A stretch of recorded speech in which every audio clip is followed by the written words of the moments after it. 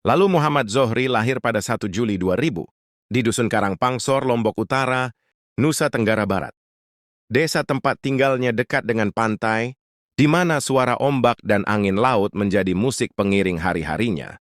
Ia tumbuh sebagai anak bungsu dari 4 bersaudara dalam keluarga sederhana. Kehidupan mereka jauh dari kata mewah, bahkan untuk membeli sepatu sekolah saja. Seringkali harus menunggu beberapa bulan. Sejak kecil, Zohri sudah menunjukkan bakat dalam berlari.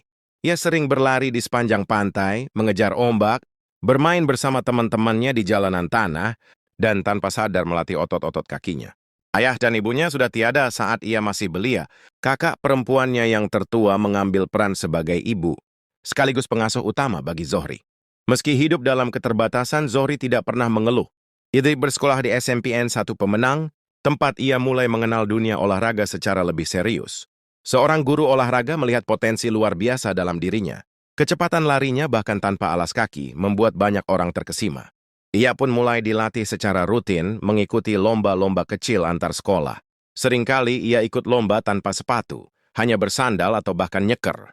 Tapi ini ia selalu pulang membawa juara. Pada saat yang sama, Zohri mulai bercita-cita. Ia ingin menjadi pelari nasional.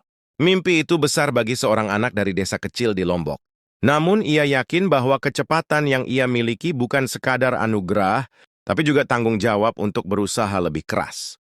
Setelah lulus dari SMP, Zohri melanjutkan ke SMA Negeri 1 Mataram. Disinilah titik balik besar dalam hidupnya terjadi. Saat mengikuti lomba lari tingkat provinsi, seorang pelatih nasional bernama Eni Nuraini memperhatikan penampilannya.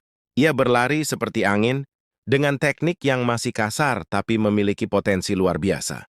Tak lama kemudian, Zohri dipanggil ke Jakarta untuk mengikuti seleksi pelatnas, Pemusatan Latihan Nasional. Bagi Zohri, ini pengalaman pertama naik pesawat. Ia terdiam lama di jendela bandara memandangi landasan. Dalam hati, ia berjanji bahwa perjalanannya tidak akan sia-sia. Tiba di Jakarta, segalanya terasa asing. Gedung tinggi, kendaraan lalu lalang, pelatih-pelatih berbicara dengan istilah asing. Tapi Zohri tetap diam, mendengar, belajar. Ia sadar, kalau ingin sukses, ia harus lebih keras dari siapapun. Latihan di pelatnas tidaklah mudah. Mulai dari teknik start, pengaturan napas, sampai disiplin pola makan dan tidur. Banyak atlet muda lain menyerah, tapi Zohri tetap bertahan. Setiap pagi, ia berlari seolah sedang mengejar masa depan. Ia tidak mau pulang ke Lombok tanpa membawa prestasi. Perlahan-lahan, nama Zohri mulai terdengar di kalangan atletik nasional. Ia mencetak waktu yang baik di beberapa kejuaraan nasional. Orang mulai menyebutnya sebagai anak ajaib dari Lombok. Tapi bagi Zohri, semua itu belum cukup. Ia ingin menjadi yang tercepat, bukan hanya di Indonesia, tapi di Asia Tenggara bahkan dunia. Lalu datanglah kesempatan emas itu. Kejuaraan dunia atletik, U20 di Finlandia, 2018. Zohri dikirim sebagai satu-satunya wakil Indonesia di nomor 100 meter putra. Tidak banyak yang berharap ia menang. Tapi Zohri diam saja seperti biasa, berlatih dan berdoa. Bagian 3, kejutkan dunia dari Finlandia. Hari itu, 11 Juli 2018, Stadion Ratina di Tampere, Finlandia, menjadi saksi sejarah. Di tengah barisan atlet bertubuh besar dan tinggi dari Amerika Serikat, Jamaika, dan Afrika Selatan, berdiri satu sosok mungil dari Indonesia, lalu Muhammad Zohri. Dengan nomor punggung kecil dan wajah yang tenang, Zohri seperti tak diperhitungkan. Start race 100 meter. Final kejuaraan dunia, U20 pun dimulai. Suara pistol tanda lomba dilepaskan menggetarkan stadion. Semua pelari melesat. Di 30 meter awal, Zohri masih tertinggal. Tapi di 50 meter terakhir sesuatu terjadi. Ia mecut ke sepadanya seolah sedang mengejar hidupnya sendiri. Dengan langkah panjang dan teknik sempurna, ia melewati satu persatu lawannya. Zohri menyentuh garis finish pertama, mencatatkan waktu 10-15 detik. Ia menjadi juara dunia, mengalahkan para favorit dari negara-negara unggulan.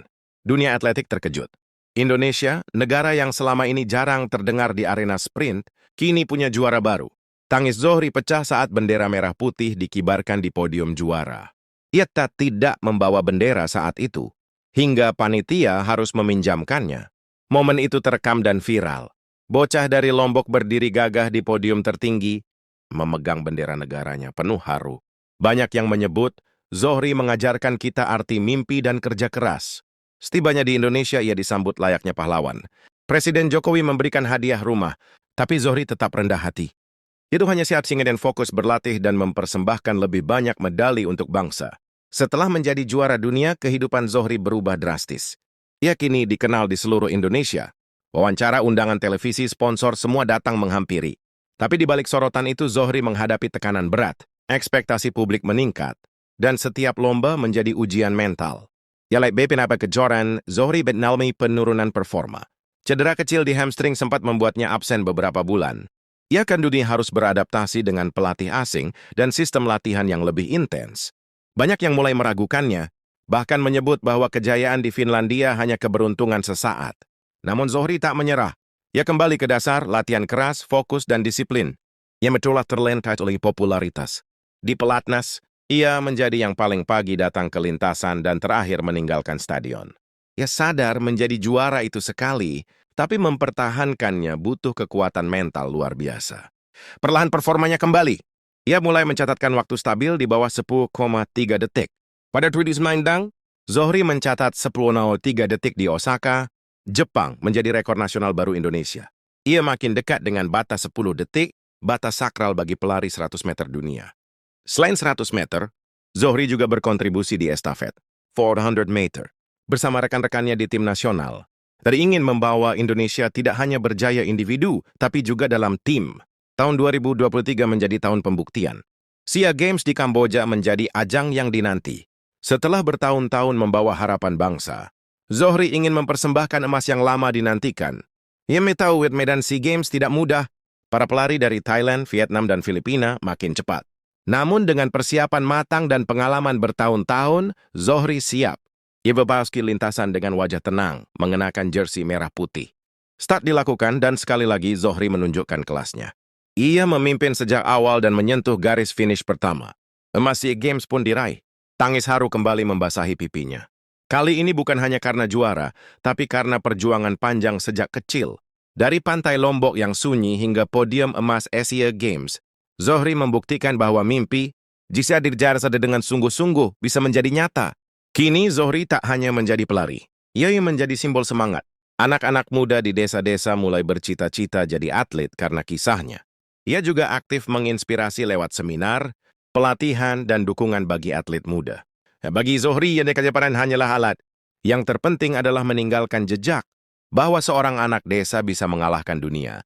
Nah, jika ia cukup percaya pada dirinya sendiri.